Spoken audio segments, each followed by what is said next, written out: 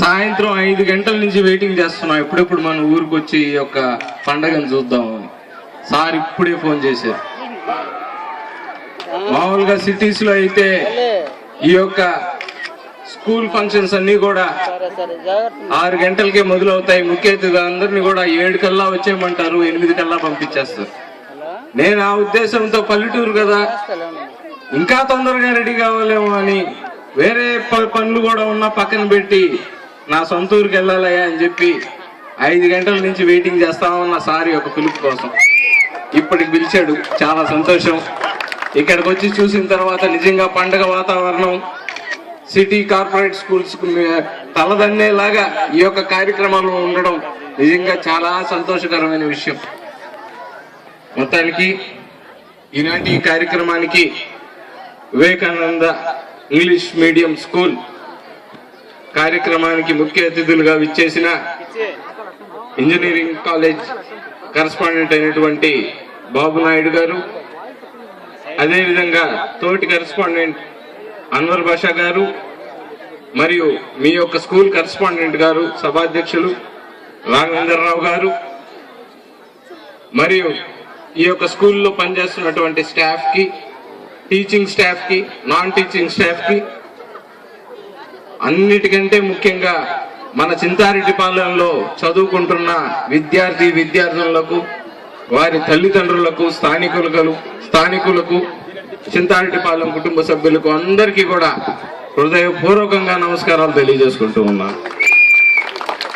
అందరికీ నమస్కారం. నిజంగా చాలా సంతోషం వేసింది.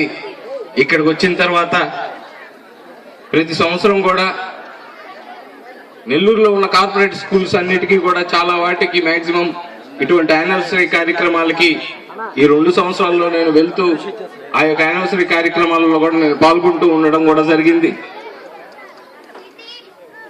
అయితే నేను అక్కడ చూసినటువంటి కల్చరల్ యాక్టివిటీస్ కానీ, ముఖ్యంగా క్రమశిక్షణ కానీ, ఈరోజు 10 అవుతున్నా మన ఊర్లో నిజంగా ఎంత క్రమశిక్షణగా ఎవరు కుర్చీలలో వారు కూర్చొని ఈ యొక్క యానివర్సరీ కార్యక్రమాన్ని దిగ్విజయపరిచేదానికి సహకరిస్తున్నారంటే, సిటీస్ లో ఆ యొక్క కార్పొరేట్ బళ్ళల్లో లేదు. నిజమైన నవ్వు, నిజమైన ఆనిముత్యాలు మన ఊర్లో ఉన్నారా ఈరోజు అనిపిస్తూ ఉంది ఒక్కసారి అని చెప్పి కూడా మనం చేసుకుంటూ ఉన్నాను. ఇందాకే వచ్చినప్పుడు చూశాను, ఎంతో సరదాగా ఆ యొక్క పాటకి పిల్లలు డాన్సులు వేస్తుంటే ముచ్చటేసింది. సిటీస్ లో కార్పొరేట్ బళ్ళకి ఏమాత్రం తీసిపోని విధంగా మా ఊర్లో అది నేను కార్పొరేటర్ గా ప్రాతినిధ్యం వహిస్తున్నటువంటి 12వ డివిజన్ అయినటువంటి చింతారెడ్డిపాలెం ఊర్లో, మా నాయనమ్మ గారి ఊర్లో, నా కన్న తల్లి లాంటి ఊర్లో ఇంత సందడి వాతావరణం 10 అవుతున్నా ఎవరు కూడా క్రమశిక్షణతో అందరూ ఈ యొక్క కార్యక్రమాన్ని దిగ్విజయపరచాలనే ఒక యూనిటీగా కూర్చొని ఉండడం నిజంగా చాలా ఆశ్చర్యకరమైన విషయం. నా మనసుకు ఎంతో సంతోషకరమైన విషయం అని చెప్పి కూడా మనం చేసుకుంటూ ఉన్నాం. ఈరోజు చూస్తూ ఉన్నాం, పిల్లలందరూ కూడా చదువుల పట్ల శ్రద్ధ చూపించడమే కాదు, మీరు చదువుల్ని సమానంగా క్రీడల్ని కూడా మీరు ప్రేమించాలి. ఈ రోజుల్లో మనం చూస్తూ ఉన్నాం, క్రీడల ద్వారా ఎంతో మంది ఉన్నత స్థితికి చేరి వాళ్ళు అనుకున్న రంగాలలో, వాళ్ళు అనుకున్న ఎయిమ్స్ లో, వాళ్ళు అనుకున్న టార్గెట్స్ కి రీచ్ అయ్యి ఒక క్రమశిక్షణాబద్ధంగా వాళ్ళు ముందుకెళ్ళగలుగుతున్నారంటే